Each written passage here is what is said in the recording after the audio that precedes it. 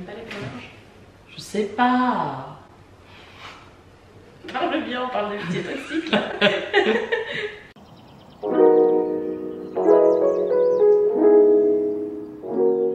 Salut tout le monde, je viens aujourd'hui avec une nouvelle vidéo. Je suis super heureuse de vous retrouver comme d'habitude. Aujourd'hui, je suis pas toute seule, je suis avec ma meilleure amie Elise, que si vous me suivez déjà depuis pas mal de temps, savent qui est cette personne parce que c'est pas la première fois que vous la... Bah depuis 10 ans quand même, suivez un peu. Hein. Elle est venue me rendre visite à Lyon, actuellement dans ma nouvelle coloc. Incroyable. Incroyable. Alors là, actuellement, on est salon, salle à manger, posé ici parce que genre il n'y a plus de lumière et tout. C'est un bout de lumière. Coucou tout le monde, c'est Cricri du montage, Cricri du futur, enfin plutôt du présent. Et cette vidéo est du passé. J'ai filmé cette vidéo, je l'avais filmée quand, je crois en septembre. Et j'ai pas eu la foi de la monter, je sais pas pourquoi. Enfin si, je sais, parce que j'étais déprimée et que j'avais pas la tête à ça. Du coup j'ai décidé de la monter aujourd'hui. On est genre concrètement 8 décembre, il est presque 2h30 du matin. Et j'ai que ça à faire de monter cette vidéo. Précision à ce moment-là. Le son il est pas ouf. On est dans le salon en bas où genre il y a des gens qui passent, il y a du bruit de la coloc, machin. Donc le son est vraiment pas ouf. Donc je m'excuse vraiment pour la qualité auditive. Je vais faire des efforts là-dessus, faire attention par rapport à ça. Mais en tout cas, j'espère que vous allez quand même passer un bon moment, un bon visionnage. Et voilà, je vous laisse du coup regarder la suite de cette vidéo. Aujourd'hui, on va parler de relations toxiques. Au sens large. Au sens large. Généralement, quand on parle de relations toxiques, on l'assimile à relations amoureuses. On a tendance dans ce moment de parler de ces relations amoureuses toxiques, d'évoquer tout ce qui est pervers narcissique, etc. Sauf qu'on peut le retrouver dans plein d'autres types de relations, comme amicales, familiales, professionnelles aussi. Mon professionnel, je pense que je vais me taire pour le moment. Wait. We need to wait. Ah bah oui, bah la colocataire. Elise, qu'est-ce que c'est pour toi une relation toxique? Ça vient aussi naturellement. Bonjour Elise. Bonjour Elise. C'est justement la relation elle-même qui est toxique et non pas la personne. Mis à part les troubles évidemment, comme justement tu as cité très justement. Voilà, pervers narcissique, etc. Je suis exactement d'accord. On s'est absolument pas concerté avant. Oui, genre, mais jamais... après ça fait 10 ans qu'on vit ensemble. Ouais, c'est vrai. Moi c'est exactement ça en fait. C'est que genre une personne elle peut être toxique pour une autre et pas forcément pour d'autres personnes. Ouais, parce que dans les relations il y a des attentes, il y a une manière dont on peut répondre à ces attentes ou pas et ça peut créer des manques, je pense que des frustrations. Il y a aussi une question de compatibilité dans le sens où on n'est pas tous compatibles avec tout le monde. Comme tu as dit, tout ce qui est trouble, genre pervers narcissique, etc. Ça devient compliqué pour tout le monde, c'est pas tellement la relation. Après, je vais pas faire genre que je m'y connais du tout. Non, je me suis beaucoup renseignée. Enfin, on utilise le terme de pervers narcissique un peu à tout va aujourd'hui. Oui, c'est devenu un peu un terme bateau dans les conversations. Parce que dans ta vie, tu as déjà eu des relations toxiques. Ça balance ce soir. Ça balance. The tea is hot. Mais non, ça va pas balancer du tout. Pervers narcissique, non. Je n'espère pas, ou en tout cas pas que je sache, qui ont été diagnostiqués. Par contre, des relations toxiques, des relations qui m'ont fait du mal, qui au final n'étaient pas bénéfiques pour moi et qui au final... T'ont plus détruit qu'autre chose. C'est un terme fort, enfin tu vas détruire, je suis toujours là. Qui ont abîmé pendant... Oui, qui ont été toxiques, qui ont fait du mal. Après, je sais pas trop qui est la personne qui a réussi à construire un environnement absolument sain, sans avoir de patron toxique, de prof toxique. Ah, ça, les profs toxiques, on peut en parler, hein. Personnellement, non, pas. Mais on a vu, ça passe, tu vois. On a vu des profs toxiques. Oui. Agir. Notre et encore prof d'allemand, 4e, 3e. Un personnage, hein.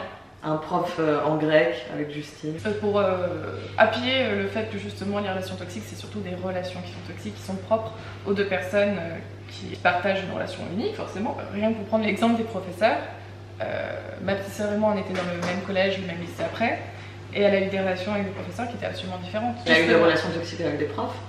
Bah, elle a fait le phobie scolaire à la fin. Oui, à cause des profs du coup.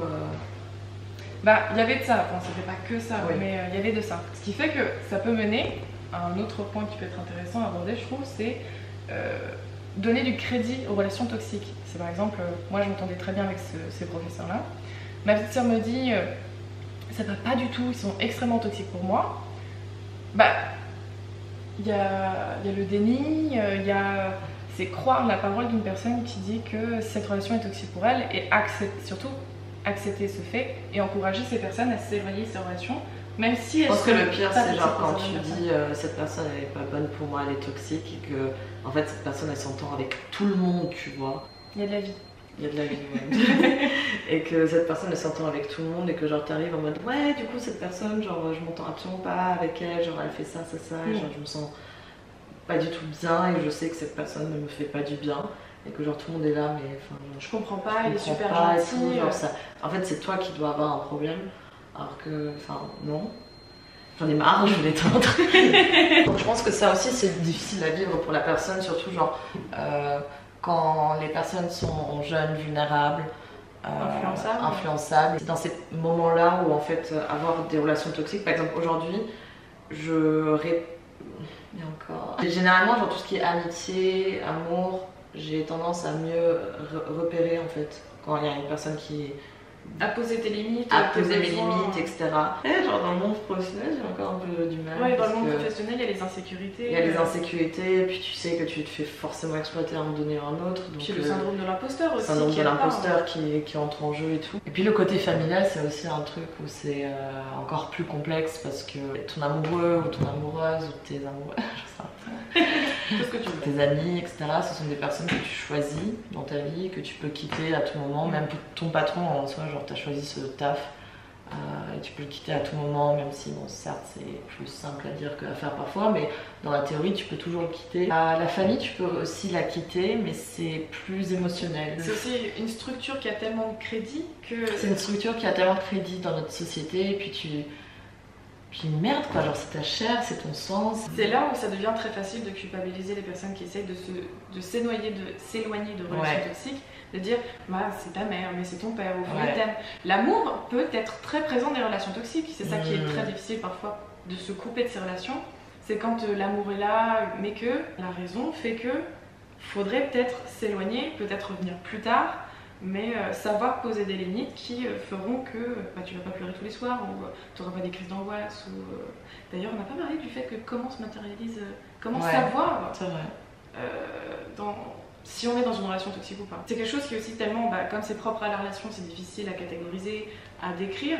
Mais généralement, je pense qu'on pourrait le décrire avant tout comme un sentiment d'inconfort dans une relation. Même s'il y a des sentiments...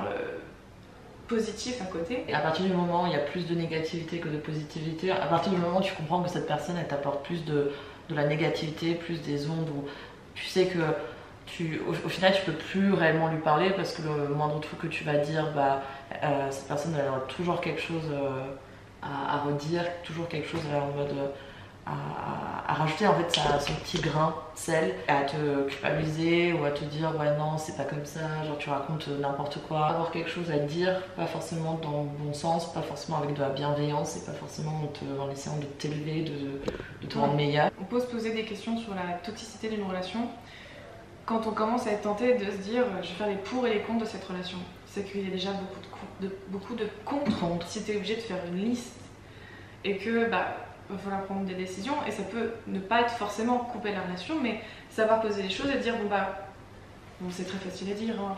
Excuse-moi mais ma relation est toxique avec toi, je souhaiterais revoir les bases. Bon, d'accord, dans le vrai monde c'est un peu plus compliqué. C'est petit à petit savoir poser ses limites, dire bah en fait quand je te confie comment je me sens et que tu me donnes un conseil ou que tu me dis quoi faire, dans ces moments-là je cherche plus une oreille, je cherche à être entendue, soutenue. Ça me fait ressentir un sentiment négatif qui peut être la culpabilité ou l'inconfort ou un sentiment de ne pas être compris. En fait, à partir du moment où genre, tu expliques calmement ce que tu ressens et que la personne elle entend, mettre aussi de l'eau dans son vin, de prendre en fait ce recul nécessaire pour t'écouter, essayer de te comprendre et essayer de ensemble trouver une solution, comment est-ce qu'on peut faire pour que ça n'arrive plus. Faire évoluer la relation et trouver une nouvelle dynamique. Ça c'est génial, ça c'est top. Sauf que dans la vie réelle, de nouveau, ce genre de situations-là sont assez rares. Mine de rien, je trouve que ça arrive un peu tous les jours dans n'importe quelle relation. En exemple, on s'entend pas H24, parfois on est chiante. Surtout moi en ce moment. C'est dire, bah, à ce moment-là, en fait, j'aurais préféré que tu me soutiennes. À ce moment-là, j'aurais préféré un conseil. Mais nous, la différence, c'est qu'on sait pertinemment qu'on n'est pas dans une relation toxique toutes les deux. C'est-à-dire que oui, forcément, on s'en porte. Oui, forcément, il y a des journées où genre je vais pas bien, tu vas pas bien. Et du coup, le moindre petit truc, genre bon, je m'en m'emporte, tu vois. Genre, le moindre petit truc me saoule. Mais je sais que tu sais que c'est genre juste là, à l'instant T, parce que j'ai pas mangé, parce que j'ai mes règles, parce que mes hormones me jouent des tours, parce que je suis fatiguée, parce que j'en sais rien. Et c'est pas pour autant que ça les justifie. C'est pas pour autant que ça les justifie, et puis je suis derrière à chaque fois à revenir comme un petit chien à m'excuser. Enfin, c'est reconnaître un peu, même en rigolant, de tout à l'heure j'ai abusé. Parce que moi, en fait, tout simplement, c'est dans ma personnalité de prendre du recul, de mettre de l'eau dans mon vin et de tout simplement me rendre compte que ok, là j'ai merdé. Je pense que c'est aussi dans ce moment-là où il faut aussi savoir prendre la fuite. Tu vois que la personne elle est absolument incapable de se remettre en question, incapable de t'entendre, incapable de t'écouter. C'est pas à toi de faire à chaque fois le sacrifice. Couper tout le contact et juste te focus sur toi et ce qui est important pour toi et ce qui est sain pour toi. Maintenant de nouveau c'est plus facile à dire qu'à faire, qu'il y a plein de choses. C'est vachement cas par cas, etc. Ou par exemple, dans le cadre d'un stage, lorsque tu entends tout le temps tout ce que tu fais c'est de la merde, quand tu essaies de retrouver un autre stage, tu as cette peur de te retrouver de nouveau dans cette situation-là où on va de nouveau traiter tout ton travail, tout ce que tu fais comme quelque chose de merdique. Et puis surtout, c'est difficile de savoir se mettre en avant, savoir se vendre pour un autre stage, alors que dans ta tête, c'est un voilà, exactement. Voilà. Vous avez des idées à aborder sur le thème de la toxicité en amitié ou en amour en général? Les amis en groupe qui empêchent d'avoir d'autres amis parce que tu veux qu'ils la gardent pour toi, par exemple quand il y a des duos. Et qu'il y a un trio. La possessivité.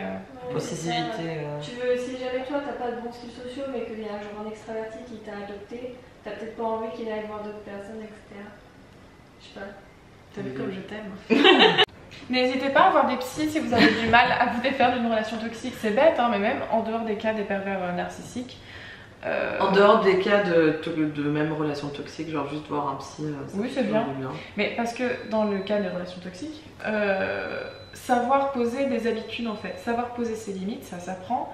Et on les voit pas forcément au bon endroit et ça peut venir d'habitudes qui sont développées dans d'autres cadres comme la famille, il y a des mauvaises habitudes, des frontières qui sont pas respectées vis-à-vis du respect, l'intimité ou de je ne sais quoi d'autre. Qui vont après se répercuter dans les relations amoureuses ou amicales parce que c'est des habitudes qui ont été prises. Et savoir, ça peut être un travail qu'on fait soi-même, après être accompagné d'un professionnel. C'est son métier, c'est toujours mieux. Si vous avez des choses à dire sur le sujet, n'hésitez pas de tout simplement tout nous dire dans les commentaires ce que vous ressentez par rapport à ça, comment vous voyez, vous percevez la chose, votre vécu aussi avec les relations toxiques. Des exemples, des tips, des astuces ou une manière de reconnaître une relation toxique, comment vous l'avez vécu, comment vous avez réussi à arrêter. Et je pense qu'il y a dedans. Puis il n'y a pas à culpabiliser aussi de retomber dans une autre relation toxique qui tombe sur la même chose ou d'autres choses, parce que c'est un travail sur le long terme et on ne saura jamais prévoir toutes les situations toxiques, se les imaginer d'avance, ou sinon on devient angoissé. Enfin, ça rejoint une autre problématique. C'est intéressant de partager tout ça ensemble dans les commentaires. Yes, exactly. Merci Elise d'être venue en tout cas. De rien, c'était un grand plaisir. Si vous voulez la revoir pour d'autres sujets, genre j'aime trop, genre on est genre un peu genre sister talk, coffee talk. Les choses qui seraient intéressantes à partager avec d'autres personnes qui sont parfois pas faciles à aborder avec les personnes qu'on connaît. Exactement. En tout cas, on va vous laisser, on va se faire une petite tarte pour manger. Je suis pas sûre. Deuxième repas de la journée. Je suis pas sûre de cette manière de conclure parce que genre je suis là. Les relations toxiques, les relations qui peuvent étouffer, même si elles sont basées sur l'amour. Sachez vous libérer. En tout cas, je vous embrasse fort et confiance en vous, c'est très important. Et on se revoit très vite pour une vidéo. Bisous. Bisous. Ciao. On va gérer la fin, je trouve. Hein?